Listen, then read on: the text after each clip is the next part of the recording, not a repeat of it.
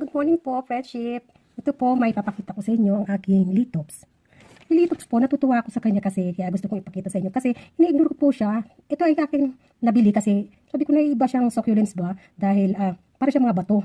Hindi ko po alam kung paano siya alagaan pero nag-try ako sa kanya pero ini-ignore ko talaga siya kasi gusto ko lang ba nakita ko kasi yung ano niya sa picture niya sa isang kaibigan na merong bulaklak pa. Kaya nagandahan. Gusto ko rin bumili. Sinubukan ko rin siyang alagaan. Ngayon natutuwa ako kasi po ayan, lumalabas na po yung nagbukas na siya panibago na niyang tubo. Ay, yung isa, di ba, mabubuhay na rin yung isa, yung ganyan. Isa. Ito po ay si Litops. Ang pangalan niya po ay Litops. Those succulents that you thought look like a rocks. Parang nga talaga siyang bato. They are called Litops or living stones. Kaya gusto ko po sa inyong ipakita yan kasi nakakatuwa pong tingnan. Ganyan. Ang pag-alaga ko po lang sa kanya, 3 beses ko lang po siyang diligan sa loob ng 1 taon.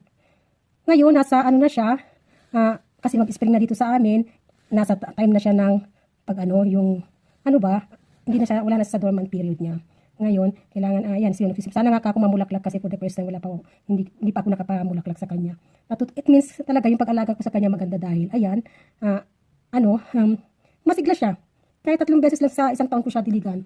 Basta, ganyan na halimbawa nagbuka na yan, hindi daw yan dinidiligan. Pabayaan mo nang matuyo itong nasa gilid. Hanggat ganyan, hayaan niyo lang siyang ganyan. Huwag mong didiligan kasi ayaw niya rin yung basang-basa na kasi nabubuhay po siya sa disyerto. Galing siya ng ang origin genus niya talaga sa galing sa South Africa.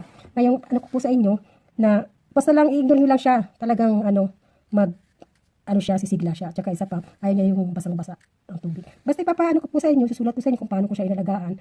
Ganun lang ang papakita ko po sa inyo. Yan po si Litops, living stone. At saka ang niya, kailangan kung gusto katulad niyan, pag dating ng winter, pinasa ko po siya dito. Naiinitan po siya sa dating ng umaga, naiinitan siya ganyan. Pagdating ng umaga mainit. Nandiyan na may sikat ng araw.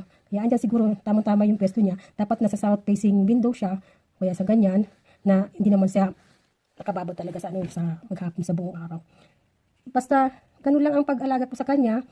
Marami po siyang varieties. Kaya lang po, nag-try lang po ako nito kaya gusto ko rin po pag alam ko na siyang alagaan, kaya bibili ako ng maraming varieties niya kung sakali makakita ako ng mga bagong varieties. Ito, nandito pa rin po yung mga halaman ko na pinapatubo kasi malamig pa po sa labas, may frost pa baka pamatay sila kaya dito muna sila. Ito po yung nandito pa mga katabi niya. Ngayon, isusulat ko na lang po sa inyo kung paano pag-alaga sa kanya. Ganyan. Ito po isang mabubukas na rin siya, bago. Yan. Di ba healthy siya? Pag ganyan.